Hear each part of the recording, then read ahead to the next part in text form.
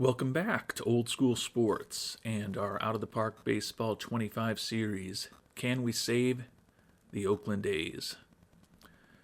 And before we get started with this morning's episode, I'm going to tell you right up front that we're going to turn political here for just a little bit in response to the events in the United States last evening, where a former president and a current presidential candidate was the victim of a senseless assassination attempt. And I don't care if you're on the far left or the far right, but the discourse in the United States, and I think in many areas around the world, has deteriorated to a very unhealthy point that I think contributes to what we saw happen in Pennsylvania yesterday evening.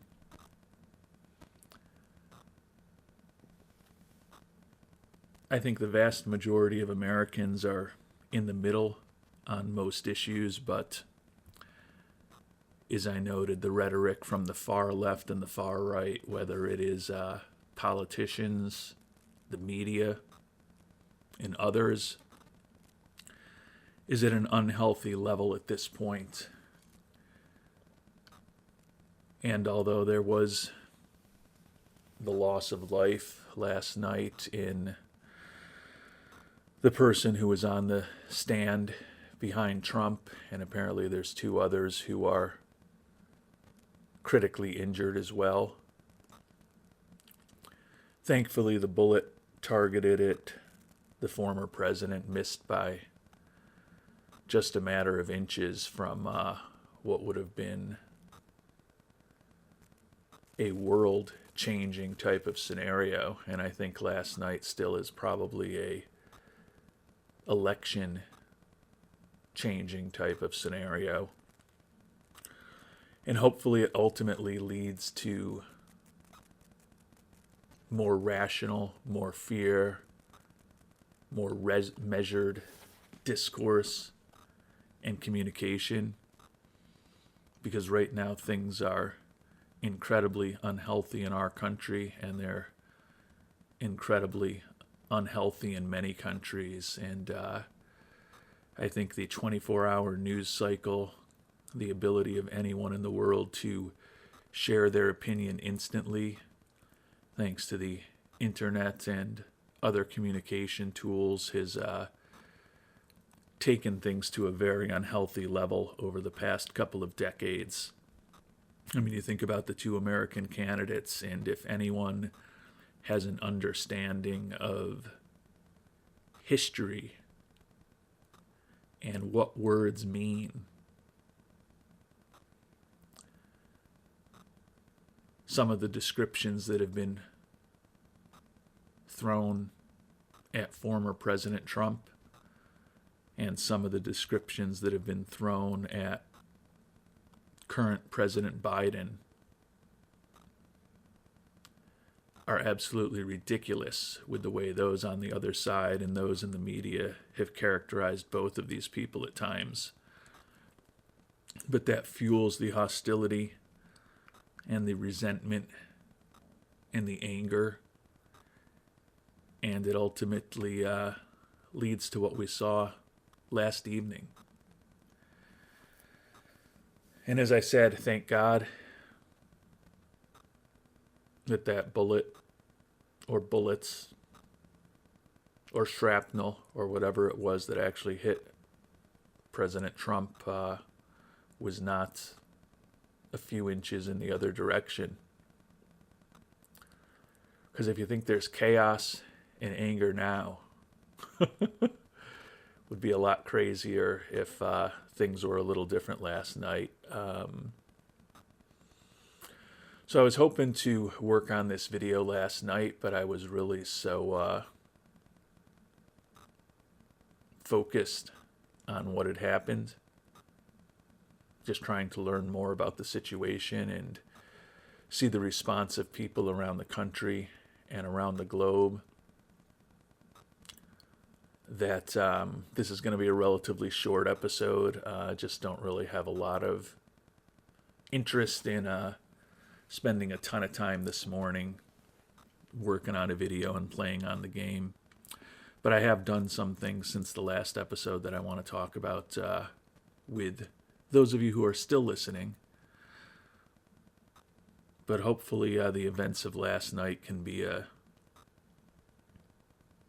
positive step when all is said and done to more fair and rational and balanced discourse with much less demonization and gaslighting and outright lying about others. It's a pivotal moment. I'm too young to have been around for the assassinations of JFK and RFK and Martin Luther King Jr. in the 60s. The first kind of attempts that I remember were from when I was a boy in the early 80s, and remember the attempts on the life of President Ronald Reagan and Pope John Paul II in the early 80s, and those certainly stuck with me as moments that I would never forget where I was. September 11th, 2001, clearly the most compelling event that I've lived through as an American. But this is up there. And hopefully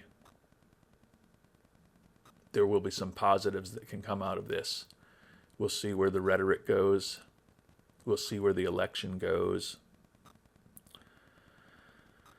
But I do believe that America is a great country, and perhaps the pain and the trials of this current situation in this current election and the lack of civil discourse and the lack of respect for those who think and believe differently, maybe things can move in a better direction, and we'll find out going forward.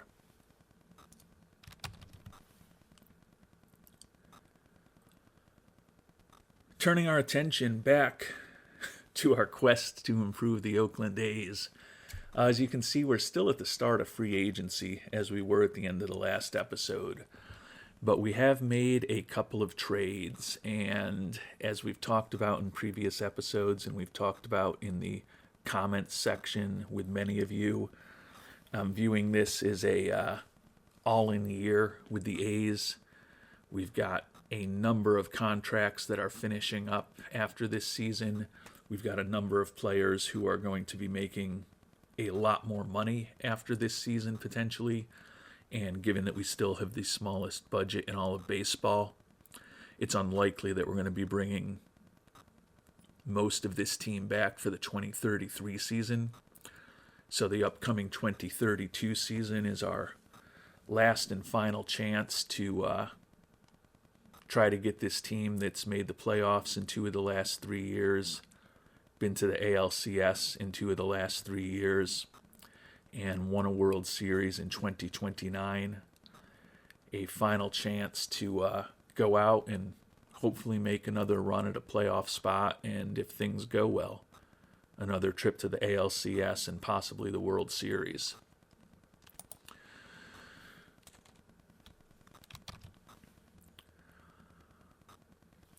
So given that we're in win now mode and we're not in a great financial position, even though we have the biggest budget we've ever had through this playthrough, we're still $20 million less than the 29th ranked team budget in baseball.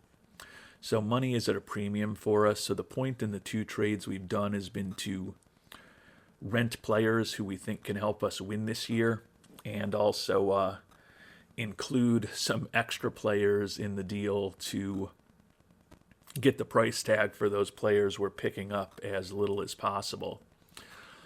So we made a trade where we sent several 4A kind of guys as well as a few prospects. Akil Namala, if you have an excellent memory, you'll remember that we picked him with one of our second-round picks in the first draft in this game, 2024. He's a guy who's only progressed to high A ball with us. Still looks like the bat could be borderline useful as a major leaguer, but he's 25 years old. He's fragile physically, even though he had 42 home runs and 137 ribbies in a ridiculous season in high A ball this year. He's not a big-time prospect to me.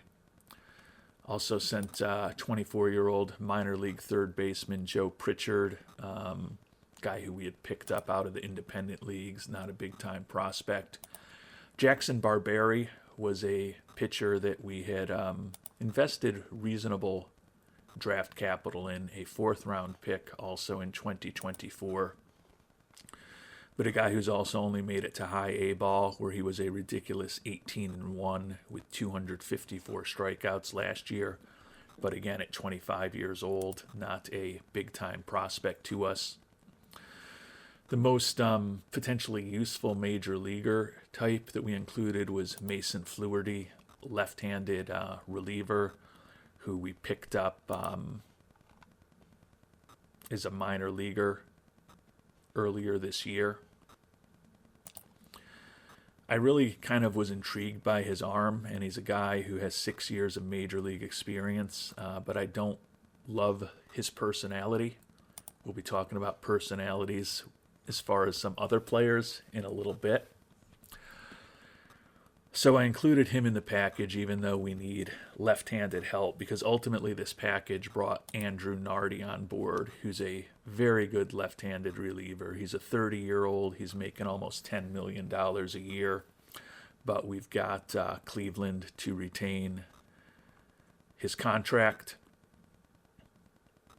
So we've got a rental of a cheap for us and very effective left-handed pitcher for the next 2 years.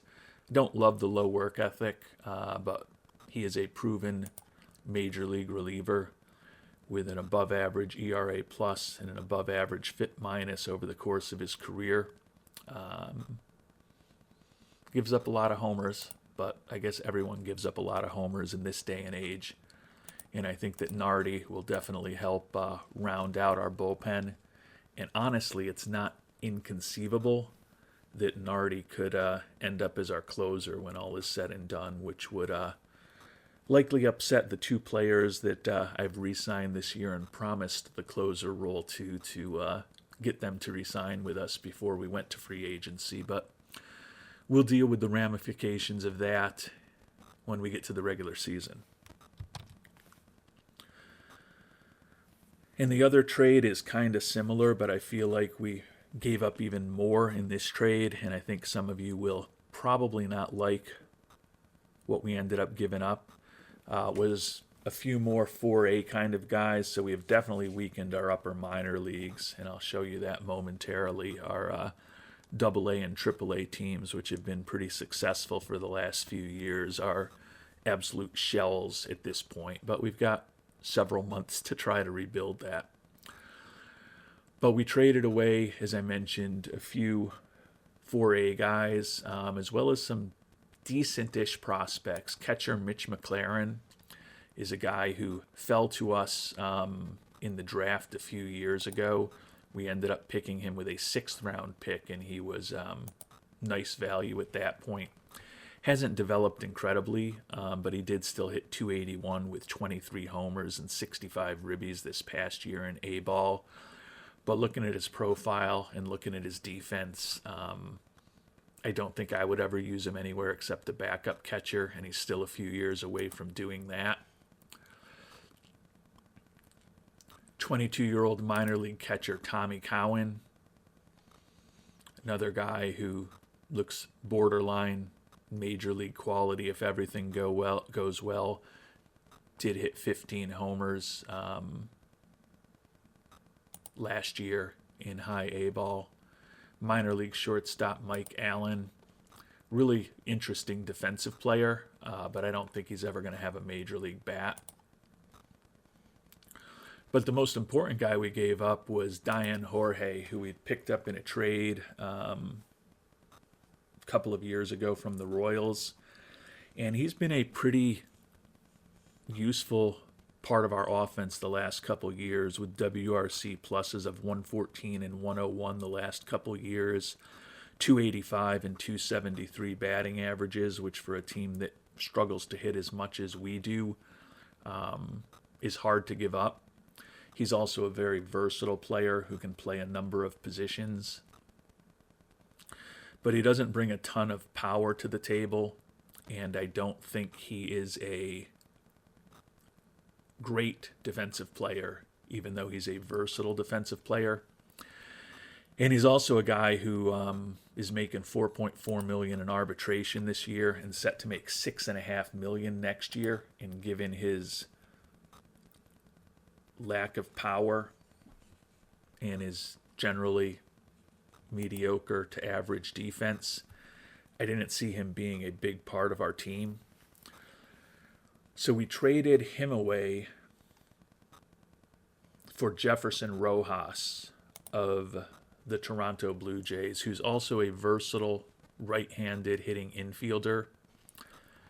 He's got a more balanced bat. He's not quite as good with the contact, although he did hit 291 a year ago, but he's got a little more pop in his bat.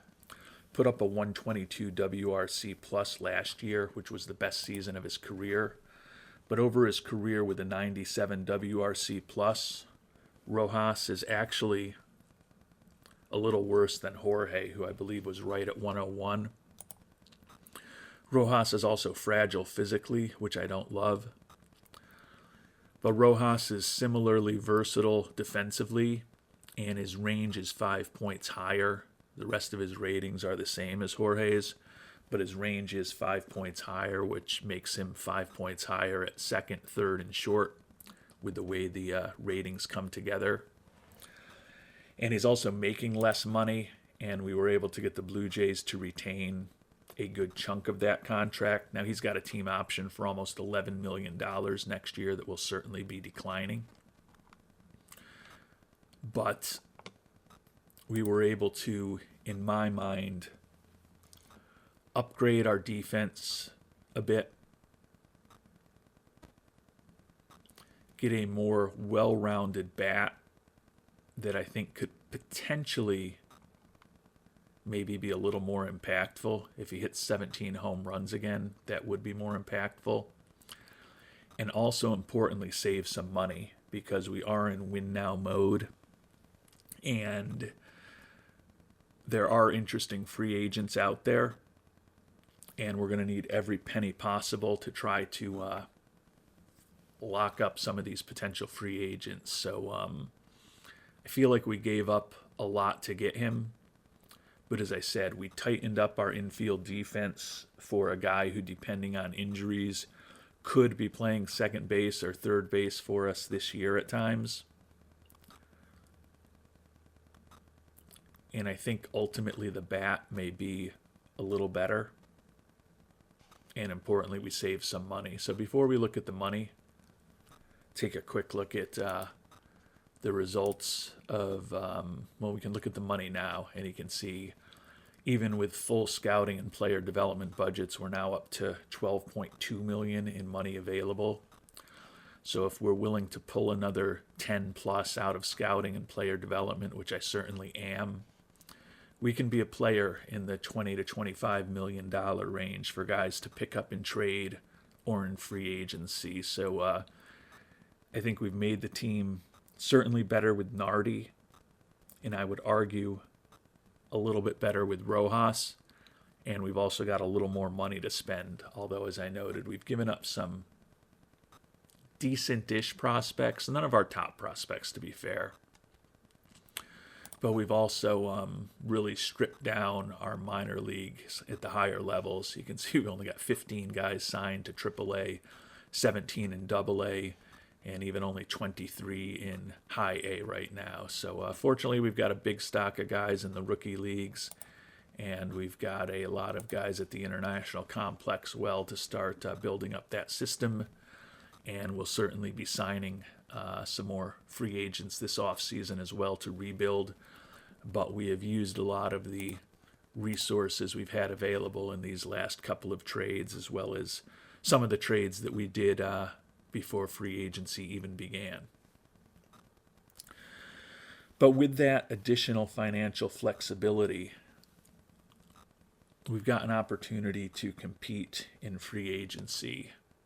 And like last season, I anticipate that we're not going to be big players right at the start of free agency.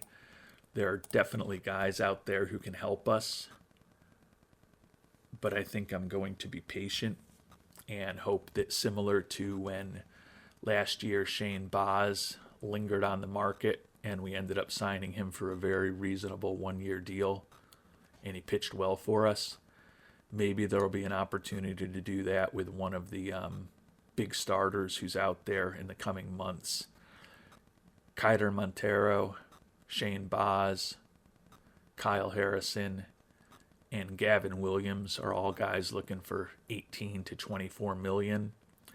I think any of them would be a big asset to our pitching staff and allow us to move Caden Dana, who's penciled in as our number 5 starter right now, and I think would be a very good number 5 starter, but move him back into a bullpen role, slide a few guys down in the rotation, and ultimately make our rotation even stronger by the time we get to this very pivotal 2032 season. So those are guys that I'm going to continue to monitor in the coming weeks and months, hopefully, because if I'm monitoring at least one of them for months, their price will probably be coming down. And if we can add one of those arms into the mix, that is one potential avenue that we can use some of this money that we have left for.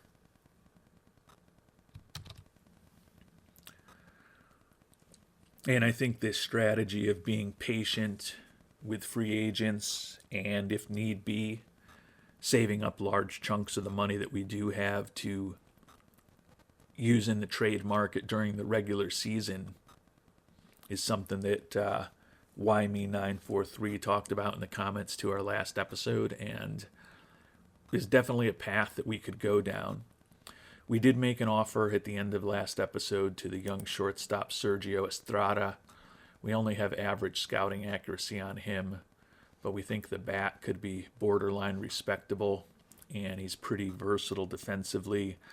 I know several of you mentioned that you liked this move, potentially Josh Davis, Stanley Rosella, Kevin McDowell, Jeansy, all kind of gave their virtual thumbs up to pursuing Estrada. We've offered him right now a minor league contract with $1.5 million major league salary if he is on the 26-man roster. And if he's not on the roster, he'll have the opportunity to leave us. Even though we only have average scouting accuracy, and it's possible his bat may be better or worse, and even the speed and defense may be better or worse than we think, given that we're not making an official commitment to him quite yet. I was willing to get that offer out there. Hopefully 3 weeks from now we'll have the updated scouting report, know more about him, and if he gets a better offer from somebody, he'll check in on us. If he ends up being great, well, I don't think he's going to be great, but if he ends up being a guy that looks like he could be a very useful player for us, possibly this year and into the future, we'll happily put him on the team at some point and let that $1.5 million salary kick in and have him in our organization. And if he looks like he's not quite ready for prime time, we'll just keep him in the minors. And if he opts out and goes to another organization who wants to put him on the major league roster, no harm, no foul from our perspective. But perhaps the most interesting free agent that's out there is a guy when we turn to the position players.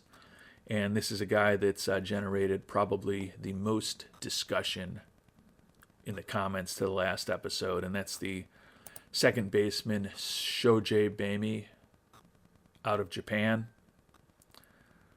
And although Jeansy doesn't like him, largely because of the lack of speed, the negative personality aspects, and defense that is okay but not great.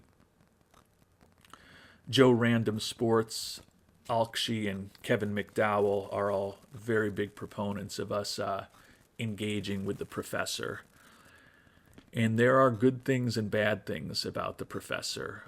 The concern right now is we only have low scouting accuracy on him, and it's going to take 3 weeks to improve that, so we've got a lot to learn about him.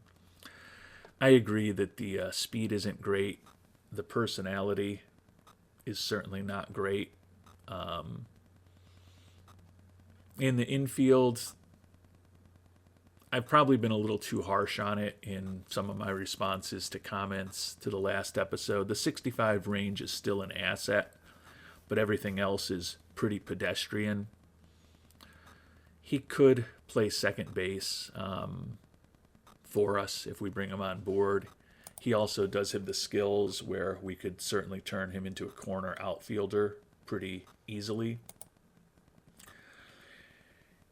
And we've talked about that for this offseason, probably the number one thing that we needed to add was a big right-handed bat, and preferably have that right-handed bat someone who could play an outfield spot for us. So from that perspective, Baymay is a very interesting prospect because we think he's got above average contact potential, above average gap power, a well above average eye, and excellent home run power.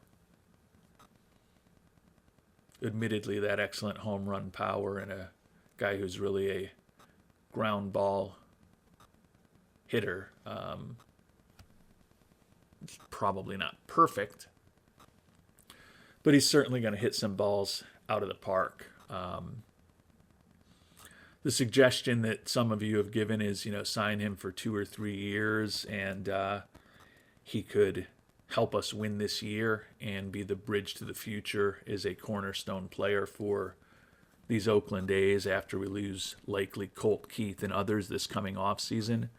And I think that makes a lot of sense conceptually. The issue, and I've talked about this in the comments, is that he's looking for 8 years at $22 million a year right now. Now, we can probably get him down a couple of years. We can probably get him down a couple $1 million. But best case scenario, we're still probably looking at 6 years, $115 million-ish to bring him on board right now. And that is a massive commitment for a team with the lowest budget in baseball, given that we've only got low scouting accuracy on him. So as much as I think he could be a guy who could help us, I think it would be irresponsible to try to sign him to a massive and relatively long deal right now. The perfect scenario for us is he becomes the next Hidero Endo and he lingers on the market for a few months and the price comes down significantly and we can get him on a bargain deal. But I'm not going to chase after that selfish personality for a massive amount of money when we really don't know all that much about him. And there are other options for us with a right-handed hitter. We're not going to have the money to bring Jordan Lawler on board or Francisco Alvarez. Carlos Correa is a guy, if he lingers on the market, I don't love that he's 37. I hate that he's wrecked. But he's, at his age, the type of guy who might linger on the market a while and might end up being willing to sign a 1-year deal at a more reasonable number. So he's an option. Brett Harris, another right-handed hitter who could be an option to give us a little bit better of a right-handed bat. And honestly, I'm still going to monitor Roman Anthony, as I noted I'd prefer a right-handed hitter. But he's a 27-year-old left-handed hitter who could certainly play a corner outfield spot for us. certainly has a bat that looks like it could help. He's been over 100 WRC plus each of the last 4 seasons, although the last 2 years he hasn't been quite as good, but still a guy with 33 doubles, 26 homers last year in an offseason, likely brings something to the table that our generally weak offense could use. Don't love that he's fragile. Don't love that he's looking for almost $20 million a year, and he's looking for 8 years right now as well. But as I said, we've got potentially 20 to 25 million to spend. With the addition of Nardi, there's really only 2 holes on our team. We want a excellent hitter, preferably right-handed, preferably who can play the outfield. And we want another pitcher. And if that pitcher can improve our starting rotation, that would be the best case scenario. So there's really only 2 things we want to do in free agency. And as I mentioned, with 20 to 25 million, if we cut back on scouting and player development eventually, we can probably bring on any of the 1 players that I've talked about, whether it's a pitcher or a position player. But there is a possibility that we could end up doing what we did last year if the right guys linger on the market, when we brought in Shane Baz and Thomas Saggese. I think it was late February, early March when we were bringing those guys on board, but we brought them both on board late at reasonable amounts. And if we're able to do that with a hitter and a pitcher this offseason, that would be the way for us to clearly get the most bang for our buck. And there's a lot of options right there, a lot of options out there right now. So we're going to be patient in these early stages. If we end up only bringing one or the other on board over the next couple of months, then that'll still leave us with excess money as we head towards the trade deadline next year to hopefully improve the team. So it's possible that a month from now, when we get through the winter meetings, everyone that we're talking about will be off the board, and we may regret not going more aggressively at somebody. But at this point, we're going to just monitor the market and be patient and see what comes and what happens over the next couple of weeks as we try to get some updated scouting reports, most notably on Shoji. And I mentioned we've been looking at players potentially in the trade market as well. One that we just got a scouting report back on is Ty Madden, who certainly will be a starting pitcher who could help us. He's set to make $22 million next year in the final year of his contract with the Rangers. We've investigated picking him up in trade. He would certainly fit the profile that we're looking for. A good proven major league starter. Not a great pitcher, but a good solid pitcher coming off of a 4-WAR season, so one of the better years of his career. Would allow us to move Dana back into the bullpen. I do like those extreme ground ball tendencies with the money that we've invested in our infield defensively, particularly bringing Rincon back for a final year at shortstop with us, which I know is a somewhat controversial move with viewers and could end up blowing up on us if he ends up getting hurt. But the price for Madden right now is higher than I'm willing to pay.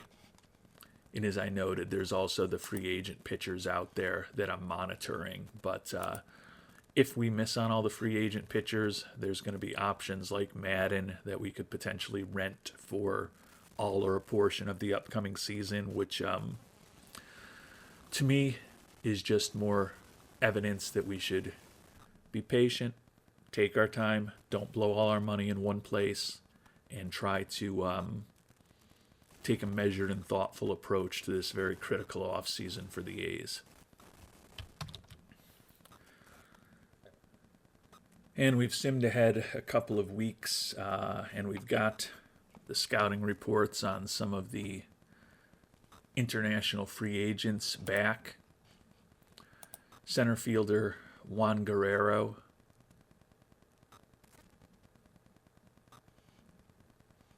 Looks like a useful guy to have in the organization. I don't think he is a big-time player, but we're up to high scouting accuracy on him. And he's a guy that we've already made an offer to, along with Estrada. You can see both of those offers are pending. So they haven't been incredibly proactive getting back to us. Pitcher Jesus Cisneros, who supposedly likes our offer, would be a great guy to bring in for organizational depth. Love the captain personality. Don't think he's quite a major league pitcher, more of a 4A guy, but we could use him in the majors if we needed to. And at the very least, he seems like someone who could help replenish the upper levels of our minor league system.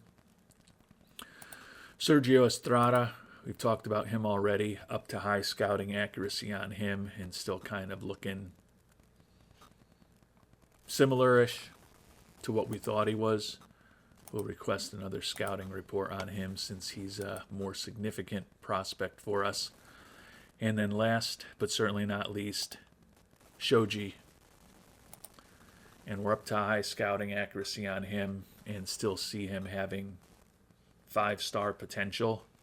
His contract demand is supposedly teensy bit lower. Still 8 years, but he's already cut it by $800,000 a year. Maybe the market not as robust as he hoped. So we're going to request another scouting report on Shoji also. Would love to get up to very high scouting accuracy, but given the quality of our scout and the fact that we're on high scouting accuracy now and his profile doesn't look materially different than it did before, pretty confident that we know what we'd be getting with him.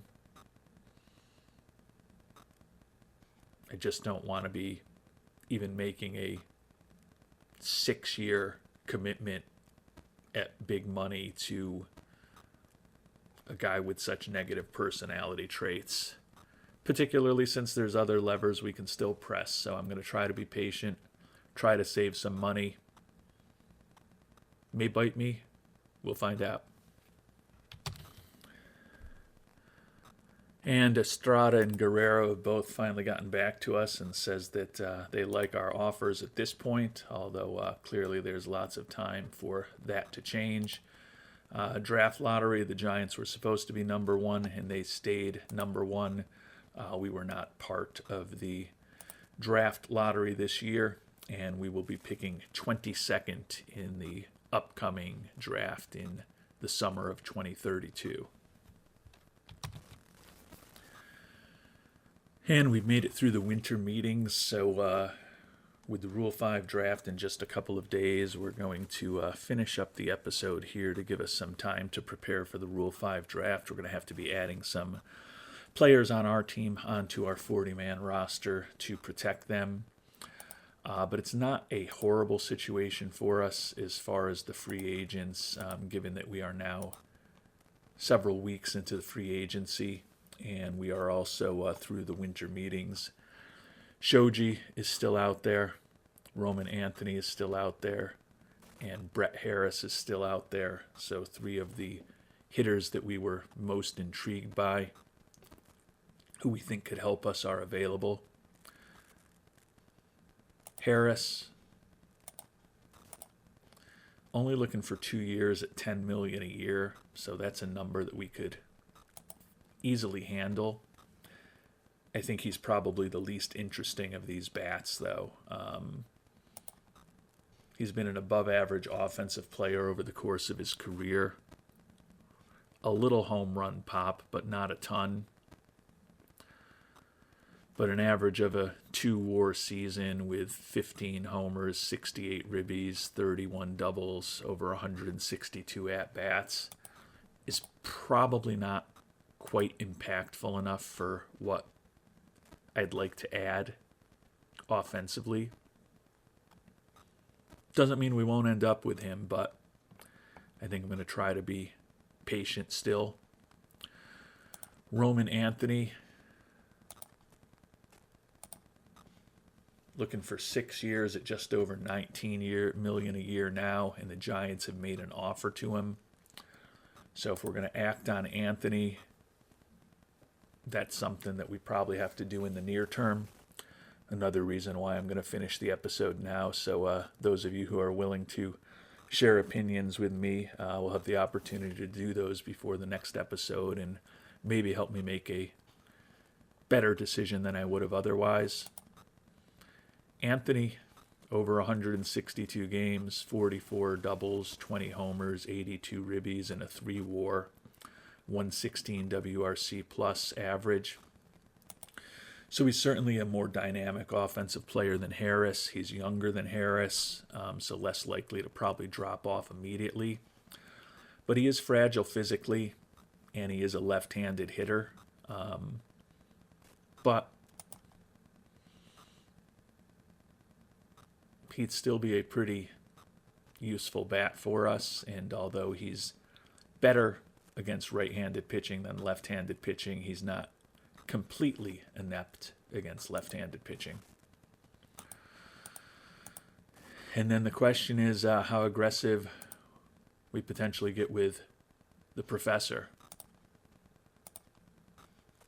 He's took his demands down to 5 years, and he says there's interest in his services from other teams. He's ideal in a lot of ways, as we talked about, as a right-handed hitter with power. A guy who could eventually play in the infield for us. I think I'd prefer to have him as a corner outfielder, but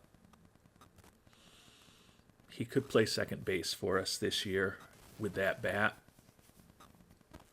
And the fact that he's only looking for 5 years does make him a little more palatable. I don't love the selfish personality type. I don't love the low leadership and some of the other negative personality traits.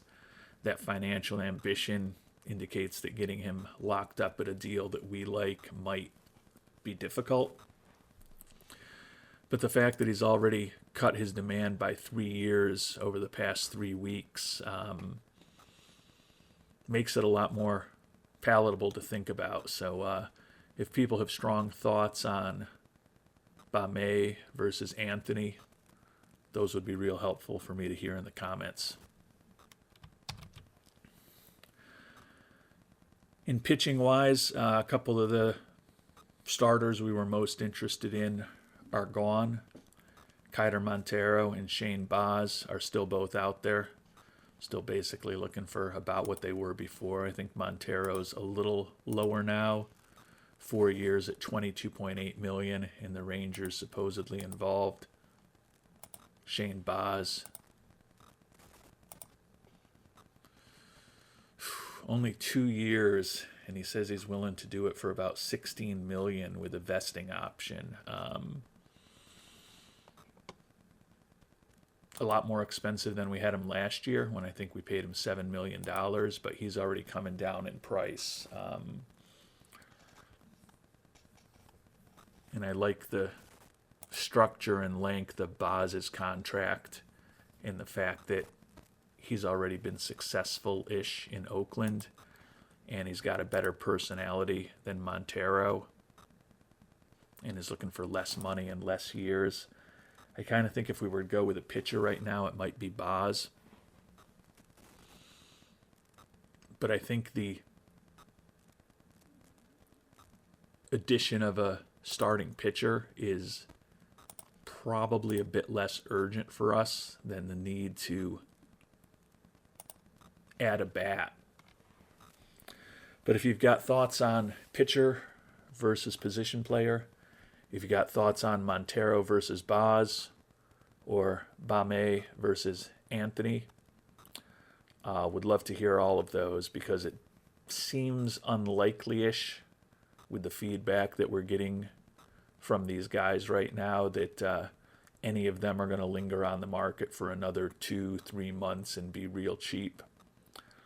So if we're going to go with any of these guys, the time to do it is probably, if not now, very soon.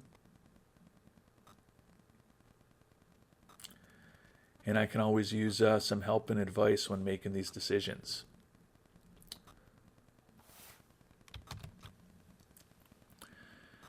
And as I noted, Rule 5 is coming up, and we have at least 6 unprotected players with decent talent. So, as I mentioned, we'll be adding some of them to the 40-man before the next episode.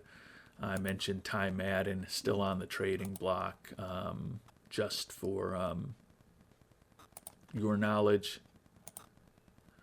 the only guys we can pick him up straight for in a trade are Jackson Ferris and Colt Keith. So the price is extremely high at this point, particularly given that Madden's also making $22 million next year. So he remains a potential option for us now and potentially into the future as well if Texas is not that competitive next year and they look to deal him as they get closer to the trade deadline, assuming no one else swoops in and picks him up over the next couple of months. But that's another option for the pitching staff as well. So any thoughts you have on what we should do next would be greatly appreciated, and we'll see where we end up going in our next episode.